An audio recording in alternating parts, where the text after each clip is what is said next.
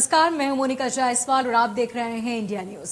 Cabinet मंत्री हरीश सिंह रावत के इस्तीफे देने के मामले पर सभी वरिष्ठ नेता नकारते आ रहे हैं, जबकि सूत्रों के हवाले से बीते दिनों हुई कैबिनेट की बैठक के दौरान कैबिनेट मंत्री हरीश सिंह रावत ने मीटिंग में मौखिक रूप से इस्तीफा देकर रोते हुए बाहर निकल आए थे।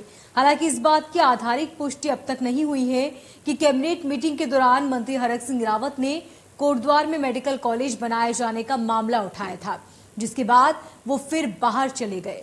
देहरादून से चमोली दौरे पर रवाना होने से पहले सीएम पुष्कर सिंह धामी ने मंत्री हरीश सिंह रावत की नाराजगी के संबंध में अपनी प्रतिक्रिया दी।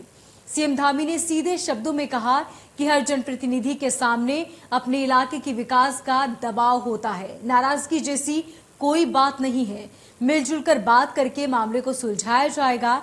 चुनाव नजदीक है, सभी को काम अधिक तेजी से कराने के लिए ललक होती है।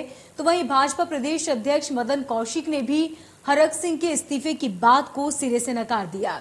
यही नहीं, कैबिनेट मंत्री सुबोध उनियाल ने कहा कि कैबिनेट मंत्री हरीश सिंह रावत की नाराजगी को दूर कर दिया गया है, लिहाजा अब वो नाराज नहीं है। नहीं ऐसी परिवार की बात है, परिवार में कहा है। सर, चुनाव नजदीक आते आते वो इस तरह की पॉलिटिक्स करने लगते हैं, तो क्या सरकार पर प्रेशर लेने का वो है ये? नहीं, हम लोग सब लोग मिल बैठ के बात कर लेंगे। देखिए, हर आदमी को लगता है अपने अपने क्षेत्र में काम होना चाहिए, और चूंकि चुनाव नजदीक है तो सभी को लगता है कि मेरे क्षेत्र में काम होना चाहिए। अगर कोई कह रहा है कि मेरे क्षेत्र में काम होना चाहिए, तो निश्चित रूप से उस क्षेत्र का दबाव भी होता है, कुछ कमिटमेंट भी होते हैं, तो उस पर हम लोग गंभीरता से विचार करेंगे। सर, आपने लोगों ने कैबिनेट में निर्णय लिया है कि कुछ धनराशि जारी करेंगे। सर, क्या हरीश सिंह जी मंत्री के साथ आगे विधायक जी और एक क्षेत्र का प्रतिनिधित्व करते हैं। उस विधायक का काम होता है अपने क्षेत्र की मांग उठाना। तो लगातार 4-5 वर्षों से मेडिकल कॉलेज कोटद्वार के लिए जो उनका एक कमिटमेंट भी है कोटद्वार के लोगों से, क्योंकि मैं भी संकल्प यात्रा के दौरान भी गया था, तो भी उन्होंने बड़ा भावुक करके वहाँ से कहा था कि मैंने आपसे मेडिकल कॉलेज का वादा किया, मैं नहीं करा पाया। और ये भी कहा था साथ में कि मैं तो अगर मेडिकल नहीं कॉलेज करा पाया तो मैं यहाँ से नहीं लड़ूंगा, और लेकिन बीजेपी का जो भी आदमी लड़ेगा उसके ऊपर मेरी नाराजगी मत निकालना। तो ये उन्होंने भावुक अपील भी वहाँ पे की थी। तो ये उनकी भावुकता है, भावुकता में क्योंकि क्षेत्र के प्रति अपना चिंता करना ये विधायक का कर्तव्य भी और धर्म भी है। कैबिनेट देखिए, कैबिनेट नहीं छोड़ के गए थे, कैबिनेट पूरी हो चुकी थी। कैबिनेट में तो सारे एजेंडा जितना था कैबिनेट पूरा हो गया था। उसके बाद जो सामान्य चर्चा चल रही थी तो उन्होंने धन सिंह जी से अपने मेडिकल कॉलेज के बारे में बात की, और उसी में क्योंकि ये कुछ ये बात हुई थी कि क्योंकि भारत सरकार की गाइडलाइन में एक जनपद में एक मेडिकल कॉलेज का है। मसूरी में अटल बिहारी वाजपेयी की जयंती पर कैबिनेट मंत्री गणेश जोशी और बीजेपी कार्यकर्ताओं ने मसूरी तिलक लाइब्रेरी में आयोजित कार्यक्रम में अटल जी के चित्र पर पुष्पांजलि अर्पित कर उन्हें याद किया। इस मौके पर सभी ने अटल जी के मार्ग पर चलने का आह्वान किया। कैबिनेट मंत्री गणेश जोशी ने कहा कि अटल जी के कारण ही उत्तराखंड का निर्माण हो सका। कैबिनेट मंत्री गणेश जोशी ने कहा कि बीजेपी के वरिष्ठ नेता डॉक्टर हरीश सिंह रावत उनके क्षेत्र में मेडिकल कॉलेज न बनाए जाने को लेकर नाराज हो गए थे, और उसी को लेकर उनको मीडिया के माध्यम से खबर मिली कि इसके द्वारा इस्तीफा भी दे दिया गया है। उन्होंने कहा कि अब इस्तीफे की पुष्टि नहीं हुई है।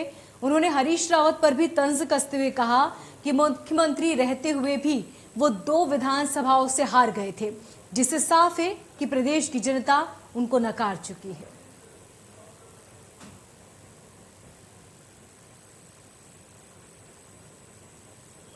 से सम्मानित स्वर्गीय अटल बिहारी वाजपेयी जी की जयंती आज हम यहाँ पर मना रहे हैं, सुशासन दिवस के रूप में मना रहे हैं। आपने 6 साल के प्रधानमंत्री काल में सुशासन का जो पाठ पढ़ाया, आज वही कारण है कि उसको अमल करते हुए देश के प्रधानमंत्री नरेंद्र मोदी जी आगे बढ़ रहे हैं। और यूएनओ के अंदर हिंदी में भाषण देकर आपने एक आयाम स्थापित किया। यही कारण है कि उनको अजात शत्रु कहा जाता था। पक्ष नहीं विपक्ष के लोग भी उनकी सराहना करते थे कि उत्तराखंड राज्य बना, इस राज्य का निर्माण हुआ। और दिल की गहराइयों से उस महान शख्सियत को मैं नमन करता हूं। के लिए लड़ना, अपने क्षेत्र के लिए संघर्ष करना हर जनप्रतिनिधि की जिम्मेदारी है। क्योंकि मैं कल कैबिनेट में नहीं था, मैं बाहर था, मैं रात 11 बजे देहरादून पहुंचा हूं। और जैसा कि टीवी के मीडिया के माध्यम से जानकारी मिली है कि उनके यहाँ एक मेडिकल कॉलेज खुलना था, उस इशू पर लेकर उनकी कुछ गर्मा गर्मी हुई, बहस हुई। नेतृत्व उसका संज्ञान ले रहा है, निश्चित ही उसका समाधान होगा। और क्योंकि हर्ष सिंह जी मेरे बड़े अच्छे मित्र भी हैं, उनके साथ हमने काम किया है और निश्चित ही कोई अंदर कि उनको ऐसा कदम उठाना पड़ा, लेकिन पार्टी नेतृत्व उसका संज्ञान ले रहा है और निश्चित ही कोई न कोई समाधान नहीं। कांग्रेस हरीश रावत के ही पार्टी के लोग उनको मानने को तैयार नहीं है। आज मैं प्रीतम जी का एक बयान देख रहा था, ये तो पहले भी थे कमेटी के अध्यक्ष, कोई नया कुछ नहीं हुआ है। और कल जब वो दिल्ली में बातचीत चल रही थी तो कांग्रेस भवन के अंदर एक पूर्व राज्य मंत्री की पिटाई हो रही थी, तो ये अपने आप में आपको दिखाई दे रहा है कि क्या दृश्य कांग्रेस। पूर्व प्रधानमंत्री अटल बिहारी वाजपेयी के जन्मदिन के मौके पर आज बीजेपी प्रदेश कार्यालय पर एक कार्यक्रम का आयोजन किया गया, जिसमें प्रदेश अध्यक्ष मदन कौशिक, कैबिनेट मंत्री सुबोध उनियाल, डॉक्टर धन सिंह रावत, राष्ट्रीय महामंत्री कैलाश विजयवर्गीय समेत पार्टी के तमाम पदाधिकारी और कार्यकर्ता मौजूद रहे। इस दौरान प्रदेश अध्यक्ष मदन कौशिक ने बताया कि अटल जी के जन्मदिन को हम लोग आज सुशासन दिवस के रूप में मना रहे हैं।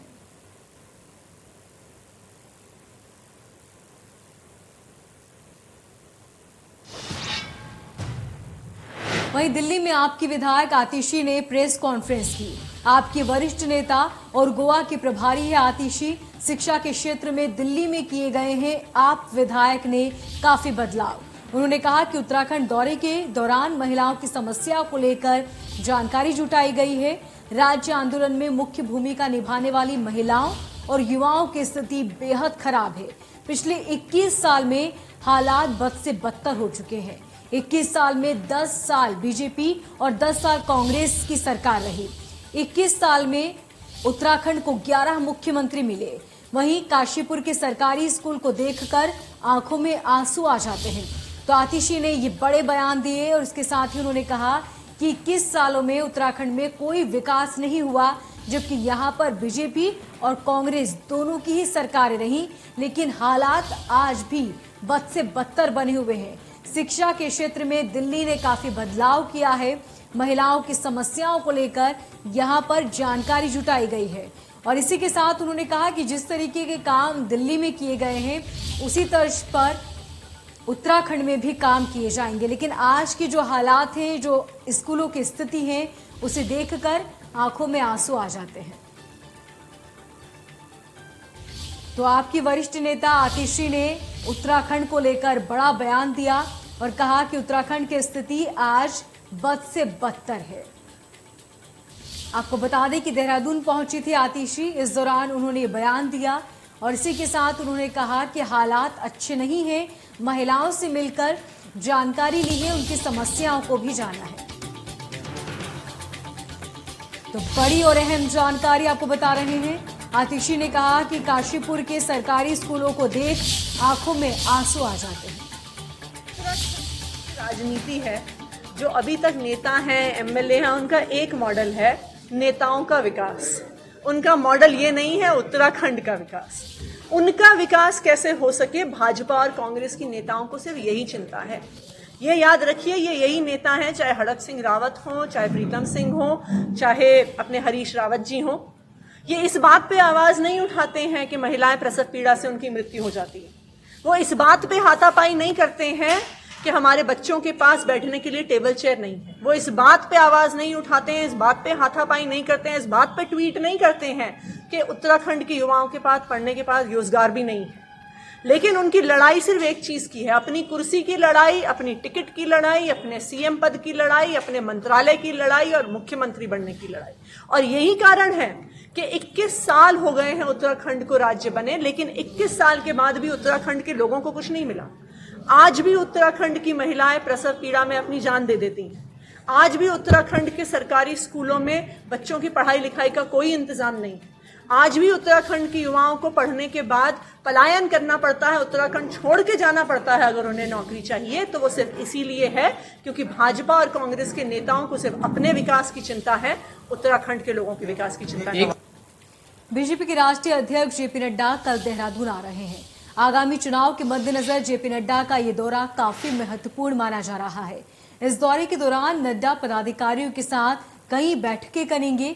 वहीं ज्यादा जानकारी देते हुए बीजेपी के प्रदेश अध्यक्ष मदन कौशिक ने बताया कि पूरा दिन कार्यकर्ताओं के बीच रहेंगे और साथ ही विधानसभाओं की मुख्य संगठनात्मक रचनाओं में शामिल प्रभारी, सह प्रभारी, विस्तार को प्रवासियों के साथ बैठकर वो जानकारी भी लेंगे।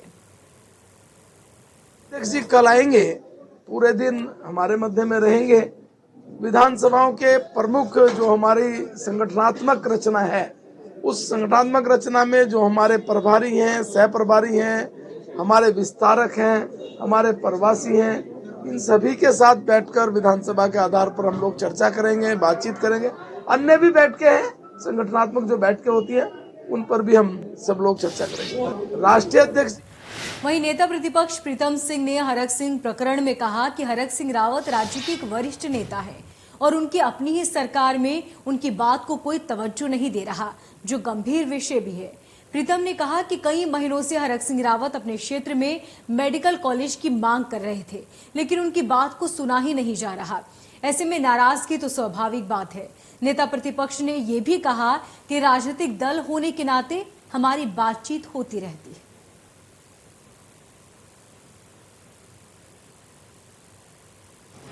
भारतीय जनता पार्टी ने जो वादे 2017 के विधानसभा चुनाव में उत्तराखंड के लोगों से किए थे, उन वादों को जो है सत्ता में बैठे हुए लोगों ने पूरा नहीं किया। और कल जब कैबिनेट की बैठक हुई, कैबिनेट की उस बैठक में हरक सिंह जी चाहते थे कि कोटद्वार में मेडिकल कॉलेज के लिए पैसा स्वीकृत हो, लेकिन सरकार ने सोच ध्यान नहीं दिया। अब आप अंदाजा लगा सकते हैं, जब मंत्री परिषद के साथी के विधानसभा में विकास की बात हो, उसके लिए सरकार पैसा ना दे, तो हालात आपके सामने, राज्य की स्थिति बहुत बदहाल है। अर्थव्यवस्था पूरी तरीके से ध्वस्त है। और जब नहीं पैसा दिया गया तो हरक सिंह जी ने ये कहते हुए कि मैं मंत्री परिषद से त्यागपत्र देता हूँ, बाहर आए।